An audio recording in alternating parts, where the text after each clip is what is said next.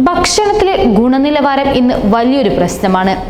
വർദ്ധിച്ചു വരുന്ന ജനസാന്ദ്രതയും വൃത്തിഹീനമായ സാഹചര്യങ്ങളും രോഗവ്യാപനത്തിന് കാരണമാകുന്നു എന്നത് നമ്മൾ നേരിടുന്ന ഏറ്റവും വലിയ പ്രശ്നവും പ്രതിസന്ധിയുമാണ്.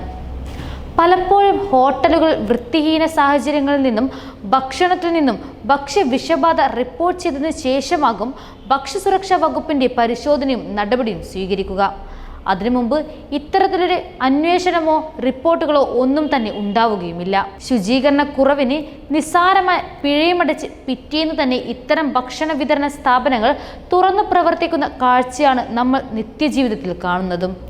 വൃത്തിഹീനമായ പാക്കിങ്ങിനെ കുറിച്ച് കഴിഞ്ഞ ദിവസം ഒരു യുവാവ് പങ്കുവച്ച ഒരു വീഡിയോ ആളുകളെ വീണ്ടും പ്രശ്നത്തിലാക്കുകയും ആൾക്കാരെ വീണ്ടും ചിന്തിക്കാൻ സഹായിക്കുകയും ചെയ്തു.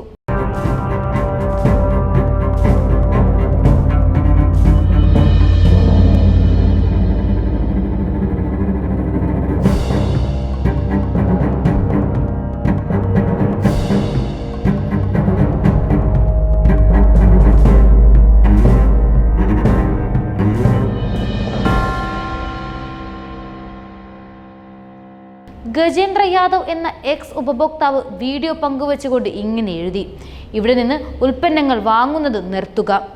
അമുൽ കോപ്പ് വെബ്സൈറ്റ്: ഹേ അമുൽ, നിങ്ങളുടെ ഉയർന്ന പ്രോട്ടീൻ മോരിനൊപ്പം നിങ്ങൾ ഞങ്ങൾക്ക് പുഴുക്കളെയും അയച്ചിട്ടുണ്ട്.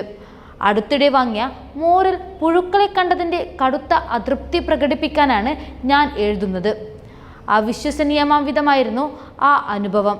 അദ്ദേഹത്തിൻ്റെ കുറിപ്പ് വളരെ വേഗം കാഴ്ചക്കാരെ ആകർഷിച്ചു. ഇതിനകം 4 ലക്ഷത്തിനു മേലെ ആളുകൾ ആ വീഡിയോ കാണുകയും ഷെയർ ചെയ്യുകയും ചെയ്തു. വീഡിയോയിൽ 30 പേപ്പർ ഫോയിലുകളുമായി കവർ ചെയ്ത് ഒരു ബണ്ടിൽ മോര് പാക്കറ്റ് കാണിച്ചു. ഇതിൽ നിന്നും ഏതാനും മോര് പാക്കറ്റുകൾ മാറ്റിയിട്ടുമുണ്ട്. ഒരു വശത്ത് മോര് മാറ്റിയ ഭാഗത്ത് ഏതോ ഒരു പാക്കറ്റ് പൊട്ടി ഒഴുകിയതിൻ്റെ പാടുണ്ട്. അവിടെ 7-8 വെളുത്ത പുഴുക്കൾ നുരയ്ക്കുന്നത് കാണാം. പാക്കറ്റിനുള്ളിൽ പകുതിയോളം കീറിയിരുന്നു. മോര് അപ്പോഴേക്കും ചീഞ്ഞളിഞ്ഞിരുന്നു. മോരിൽ നിന്നും വളരെ ദുർഗന്ധം വരുന്നുണ്ടായിരുന്നു. ഗജേന്ദ്ര പിന്നീട് കൂട്ടിച്ചേർത്തു. പരിശോധന ആവശ്യപ്പെട്ട് അമൂലിനയച്ച ഇമെയിൽ സന്ദേശവും അദ്ദേഹം പങ്കുവച്ചു. പിന്നാലെ അമൂൽ മാപ്പ് പറഞ്ഞതായും പ്രശ്നം പരിഹരിക്കാൻ ആളെ അയക്കാമെന്നും പണം തിരികെ നൽകാമെന്നും അറിയിച്ചതായും ഗജേന്ദ്ര കുറിച്ചു.